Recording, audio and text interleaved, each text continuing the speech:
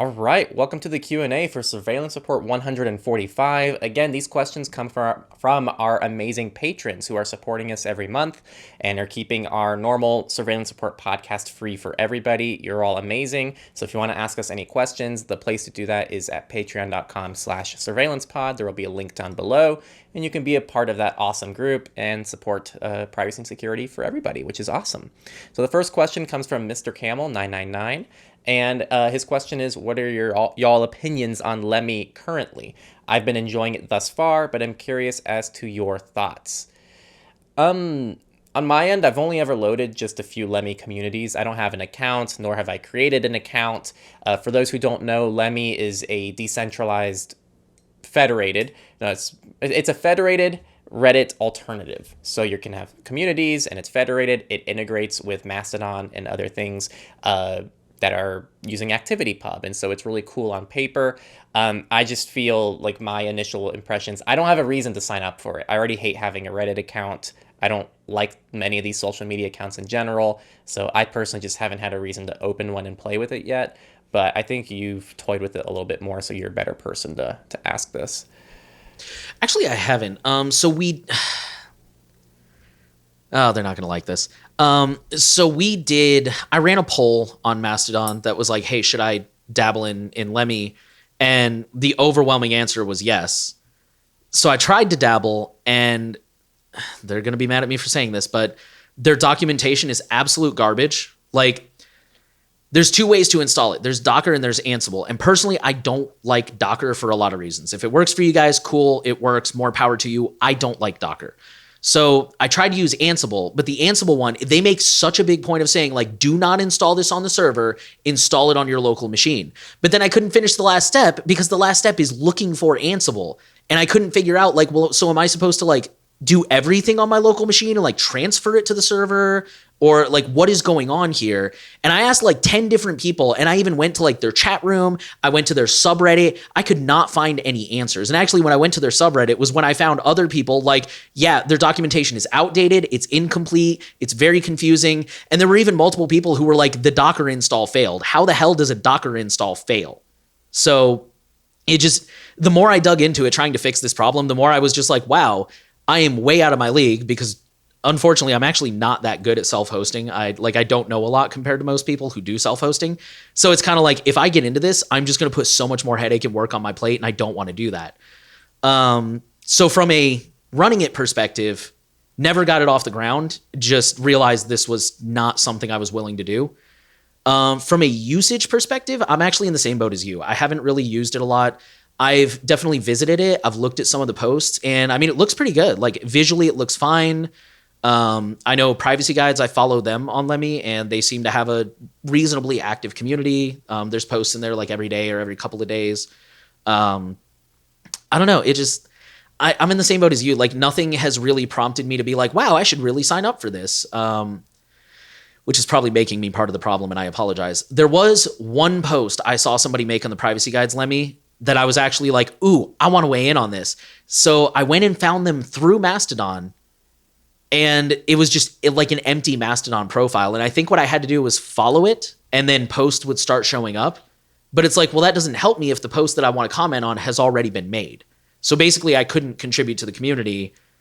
And yeah, I just, like you, I don't really feel like signing up for a new account just in general. I try not to sign up for accounts unless I really need them. So, I don't know. I really used to be, at one point, I was like a Reddit power user years and years ago. Like, I really do like Reddit as a concept. So I think if you're looking for something like that, but not Reddit for many, many reasons, then I think Lemmy's a really good option. I definitely have nothing against it from the user perspective, but it's just not something I've really felt compelled to join or mess with myself. All right, and we only had 2 questions this week. Our second one comes from David J., who says, this is kind of a long one, so bear with us. Actually, you know what? We'll break it down step by step. What mobile carrier or carriers within the US would you recommend in terms of privacy and security, and how would you approach assessing and comparing them? What attributes would you focus on in the process? So just to kind of add more to that, he says, you have mentioned Mint Mobile in the past. What separates them in terms of privacy and security from the rest of the MVNOs, of which the US seems to have a very large number? Is there a general technological or institutional reason why MVNOs would be superior to AT&T, Verizon, or T-Mobile in terms of privacy and security?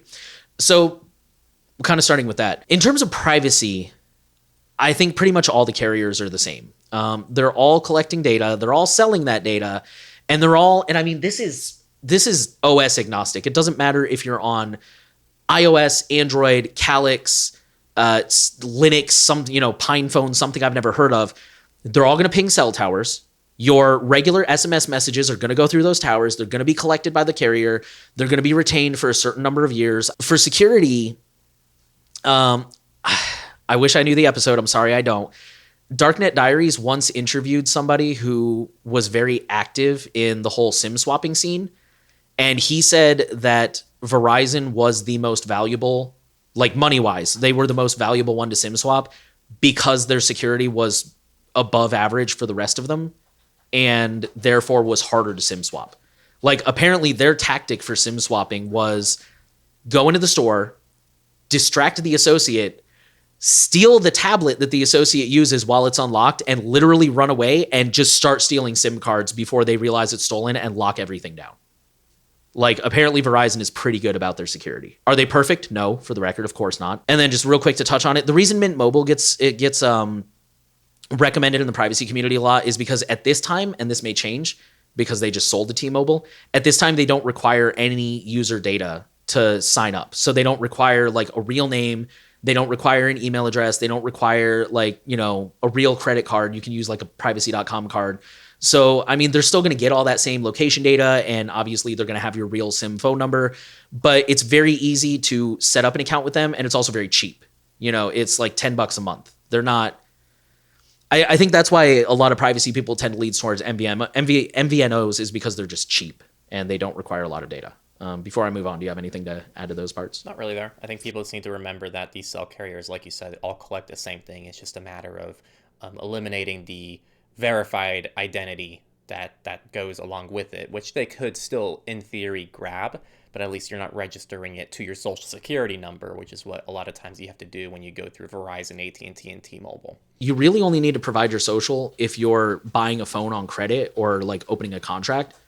Because like Verizon, for example, they do have an unlimited plan that's like $40 a month, which granted is still higher than like Mint Mobile or Visible, but you don't have to hand over any personal data and it's like unlimited everything. It's just you pay as you go. It's $40 a month. And of course they don't advertise that because they want you to sign up for buy the new iPhone 15 Triple Pro Max Plus S whatever. And, for $20,000 paid over 5 years, give us your social security number. Moving on, actually touching on that. So the next part, it says, is there a general technological or institutional reason why MVNOs would be superior to AT&T, Verizon, and T-Mobile in terms of privacy and security? It may seem like the big three have more resources to devote to improve security. At the same time, unlike, say, Apple, Google, and Microsoft, they appear to come from old phone companies that have been protected by the government from competition for much of the 20th century. Thus, as a result, they appear to have inherited a rather stagnant mindset and a culture that is now in no hurry to adopt new technologies or discard outdated and vulnerable ones. That is, judging by the news of data breaches and SIM swaps they have suffered. So, yeah, you kind of hit it on the head. And kind of just going back to what I said, is there a general technological or institutional reason why MVNOs would be superior? Because they don't require data.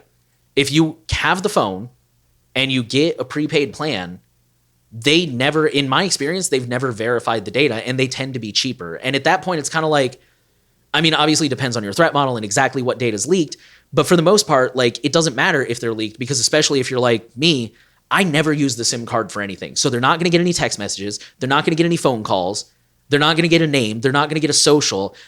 At the most extreme end, location data might be leaked. And that would be definitely something to worry about. But that's going to be true no matter who you go with. And that's why you need to be mindful of metadata and, again, threat model and all that stuff. That's kind of how I look at it, is there's going to be certain data that's unavoidable without having a phone. And, of course, there's, for the record, obviously there's things you can do. You can leave your phone at home. You can, put it in a Faraday bag if you want. If you want to be really hardcore, you can do stuff like that.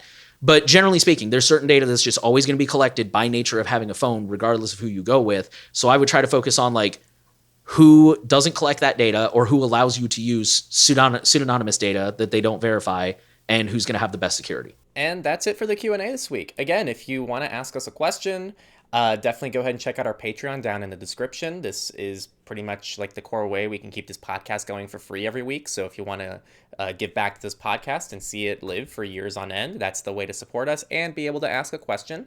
And if you join our Patreon, you can also gain access to our exclusive surveillance report episodes, which we upload over the weekends normally-ish. And those exclusive ones have more commentary and things like that. So yeah, check it all down in description. And I want to thank all of our patrons who asked us questions this week.